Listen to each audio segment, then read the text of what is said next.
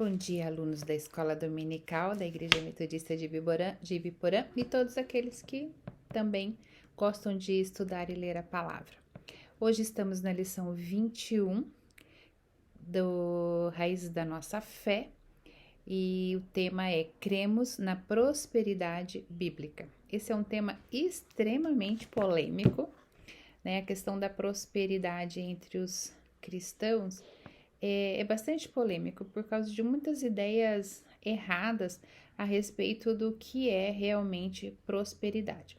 Vou tentar ler alguns textos para tentando não fique muito extenso, mas eu vou tentar ler alguns textos que eu acho importante e parte também da lição que nos ajuda bastante. Hebreus 11, verso 6 diz assim: Em verdade, sem fé é impossível agradar a Deus. Portanto, para qualquer pessoa que dele se aproxima, é indispensável crer que ele é real e que recompensa todos quantos se consagram a ele. Eu estou lendo na versão King James, às vezes é um pouquinho diferente da sua, mas é bom de vez em quando a gente ler outras versões para que a gente veja também outros tipos de traduções. O Provérbios 28, 25 diz assim: A pessoa gananciosa provoca contendas o tempo todo, mas quem confia no Senhor prosperará em paz. Amém? O assunto hoje, da moda entre os evangélicos é a questão da prosperidade. Prosperidade é visto por muitas pessoas evangélicas como aquisição de bens materiais. Então, assim, existe até uma teologia a respeito disso, a teologia da prosperidade. Nessa lógica, há quem afirme que será próspero ou próspera quando comprar uma casa, um carro, sua vida financeira se estabilizar. Tô dando tchau pro pessoal que tá indo embora aqui, gente. Adquirir alguns eletrodomésticos, comprar promoção no trabalho e essas coisas. Então, assim, mesmo entre os evangélicos, existe essa ideia de que prosperidade é em forma de dinheiro, bens, bom trabalho, essas coisas. Essa visão, ela distorce o verdadeiro conceito bíblico de prosperidade. A Igreja de Cristo, nós cremos na prosperidade bíblica, mas rejeitamos a visão equivocada de prosperidade que deturpa os verdadeiros valores da fé.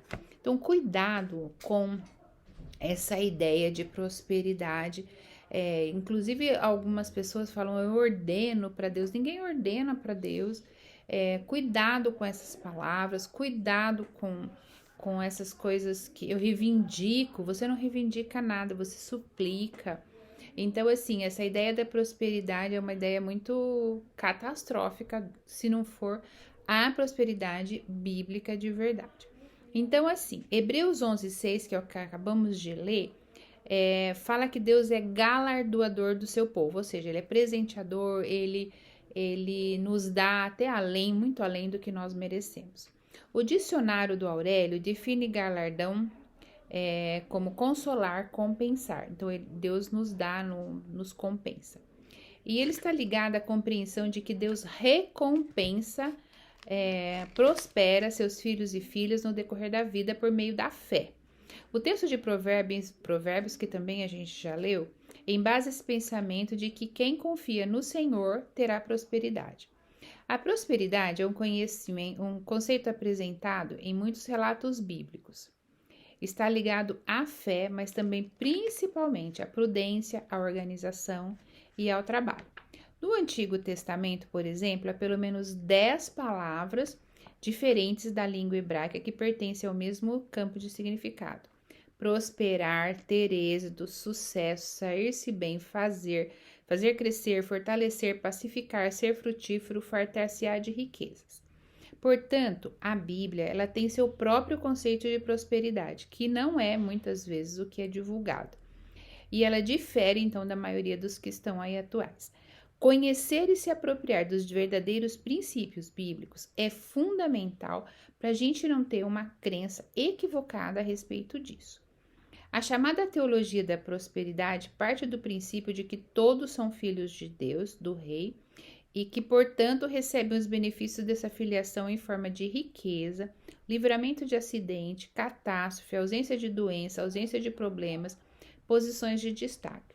A teologia da prosperidade, ela fala também muito de barganha. Então, você faz oração tantos dias, você faz uma campanha sei lá do que, ou você dá dinheiro, ou você... Não que a gente não deve dizimar e ofertar, viu, irmãos? Isso é obediência a Deus, mas não é troca, não é barganha. A gente não pode dar, entre aspas, entregar um dinheiro, um telefone, um anel, não sei lá o que, querendo ganhar alguma coisa. A gente não compra as bênçãos. Isso não existe biblicamente em hipótese alguma.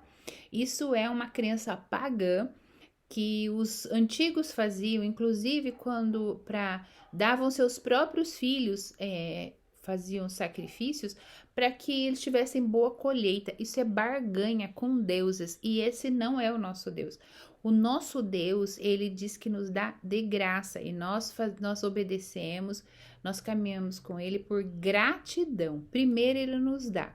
E nós vivemos na graça, não esqueça disso. O Senhor Deus, ele nos abençoa de graça e nós fazemos a missão para abençoar outros e para abençoar pessoas e também gratidão por tudo aquilo que o Senhor tem nos dado.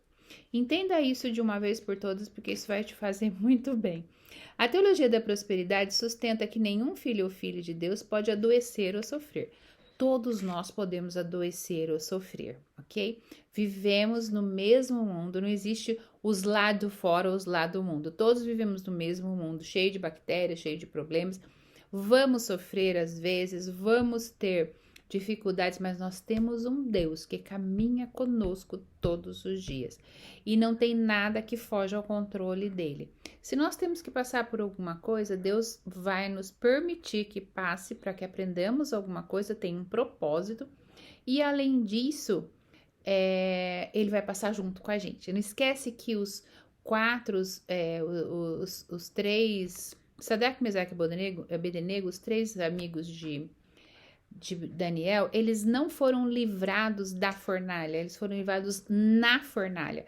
Eles foram para a fornalha de fogo ardente, em fé, em obediência, mas Jesus estava lá dentro com eles e saiu com eles. Eles saíram de lá sem nenhum fio de cabelo queimado, mas eles foram para a fornalha. Não esqueça disso.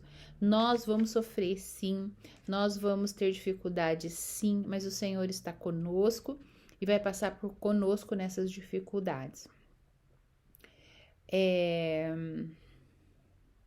Então, a teologia da prosperidade fala que se você tiver sofrendo, adoecendo ou coisa assim, é porque você tem falta de fé. Mentira.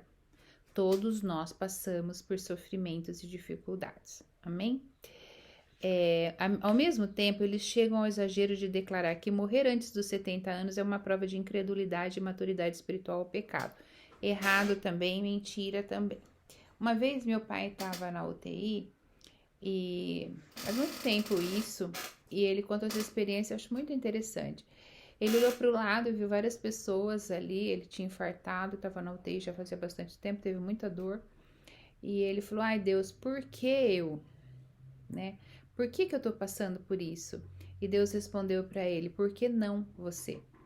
O que você é melhor do que todas as outras pessoas? Só porque você caminha comigo, você acha que tem coisas melhores do que os outros? Não, você está no mundo como os outros, mas eu estou aqui. E isso é o melhor.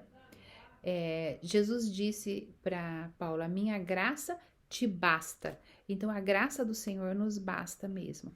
Então, como o conceito de prosperidade bíblico é tão vasto e diferente da maioria dos atuais, é importante saber que, de fato, é prosperar para sabermos que, prioritariamente, não é obter vantagens pessoais ou ganhar dinheiro.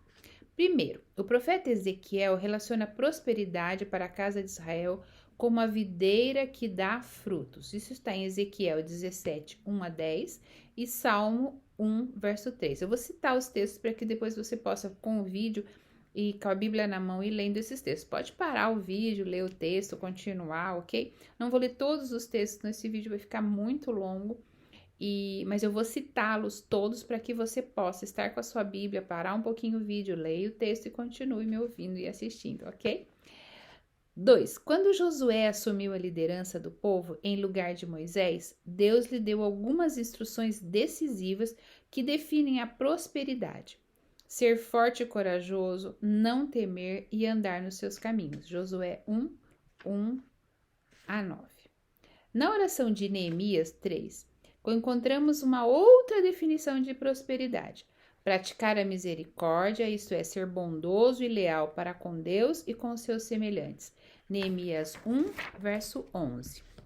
Muitos textos bíblicos definem o êxito e sucesso na vida como a conduta sábia, o discernimento, a perspicácia no trato com a instrução de Deus, Deuteronômio 29, 9, 1 Reis 2, verso 3, Eclesiastes 10, 10 e 11, 6. Uma outra definição de prosperidade é trazer paz ao mundo também. Pode ser uma atitude de sucesso. Salmo 122, 6 e 7. Outra definição de prosperidade. O povo de Deus entendia que fazer o bem e agir corretamente na vida era ser próspero. E eu acho isso também, viu, gente? Jó 21, 13 e Salmo 106, 5. Uma definição bíblica que resume todas as demais é a seguinte: próspera é uma pessoa que imita o agir de Deus. O Salmo 1 encontra essa pessoa, é o justo. A Bíblia afirma que Deus é o responsável direto pela prosperidade dos justos. Gênesis 39, 3 e 23, verso 3 e verso 23, Isaías 48, 15, Ezequiel 17, 9 e 10, Neemias 2, 20. Entretanto, seu modo de agir é pedagógico. Deus age de maneira instrutiva ao manifestar sua ajuda e sua graça. Assim, a Bíblia mostra que a prosperidade do povo de Deus vem pelo sofrimento e pela graça de Deus. Isaías 53, 10. Que ensina que o começo de todo bem-sucedido empreendimento humano reside na capacidade da pessoa para sofrer. Pela fidelidade e lealdade a Deus e ao povo de Deus, Jeremias 13, 7 a 10 e Daniel 6, 9. Pela busca do temor do Senhor, 1 Crônicas 26, 5. Pela prática da justiça, Salmo 1, verso 3. Pela posse, descida do Espírito de Deus, Juízes 14, 6, 19 e 15 a 14. Adquirir e alimentar uma crença equivocada torna-se perigoso a partir do momento em que ensinamos a outras pessoas algo que não é exatamente o que a Bíblia ensina. E também quando percebemos em nossa própria vida que o discurso de que nada nos afeta não é verdadeiro. Nós precisamos entender isso.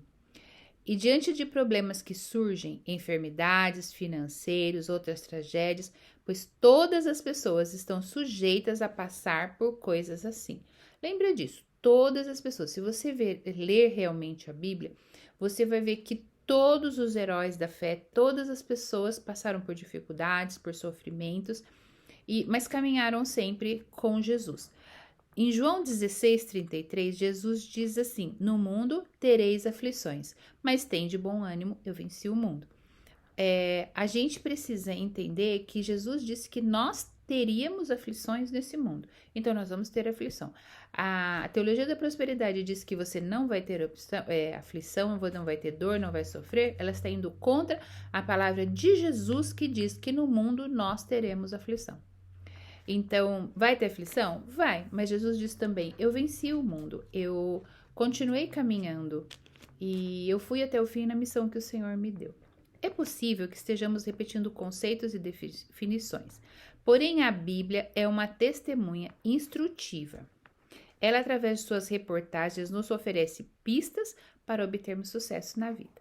Nela aprendemos que, em primeiro lugar, a obtenção de prosperidade é precedida de pedido, apelo por parte da pessoa interessada. Salmo 118, 25.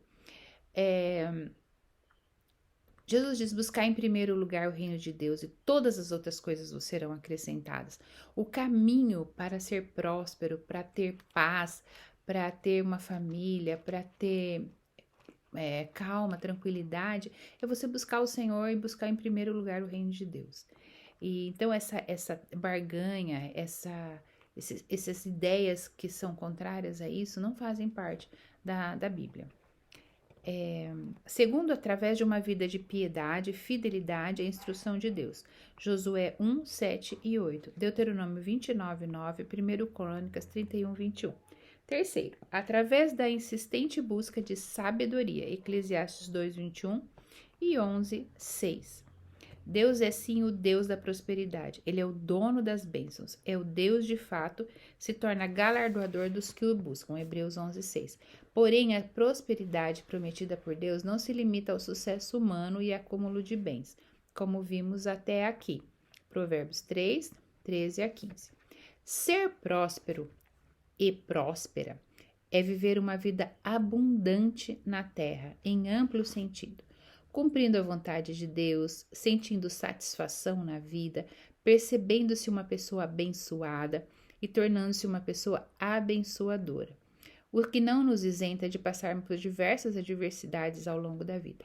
Por isso mesmo, ser próspero e próspera dentro de uma visão bíblica é ter a certeza da presença constante de Deus sobre nós, pois Ele é o nosso pastor e Ele não nos faltará. Amém. Eu estou lendo um livro do Viktor Frankl, que é um psiquiatra e que ficou no campo de concentração, e ele escreve uma abordagem psicológica que tem por nome logoterapia. Não só ele, mas tem vários, mas ele trabalha nessa ideia do humanismo. E ele fala muito sobre a questão do sentido da vida. E como ele ficou no campo de concentração e eles não podem levar nenhum tipo de bens, nem a roupa, é uma situação bem complicada. Eles raspam a cabeça, e todo dia você pode ser levado para a câmara de gás, que ele ficou em Auschwitz. Ele diz assim que você precisa encontrar o seu sentido da vida. Todo mundo tem um propósito, um sentido na vida, mas você precisa só encontrar isso. E que isso que mantém a gente firme e próspero, né? E saudável. Se você tem um sentido para a sua vida, se você tem uma missão, se você sabe qual é essa sua missão. E isso verdadeiramente é prosperidade. Quando a gente sabe para que a gente veio, por que a gente veio, se a gente se conhece, se a gente sabe o que Deus quer da gente, se a gente conhece a Deus verdadeiramente, isso tudo nos leva a ter um sentido para a nossa vida. E isso realmente é prosperidade.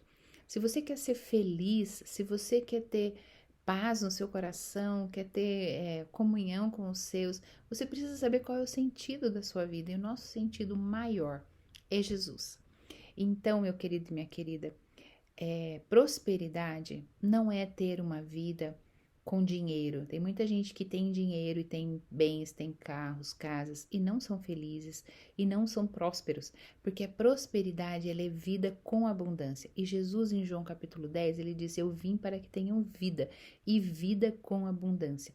Abundância de paz, abundância de alegria, abundância em todas as áreas da nossa vida.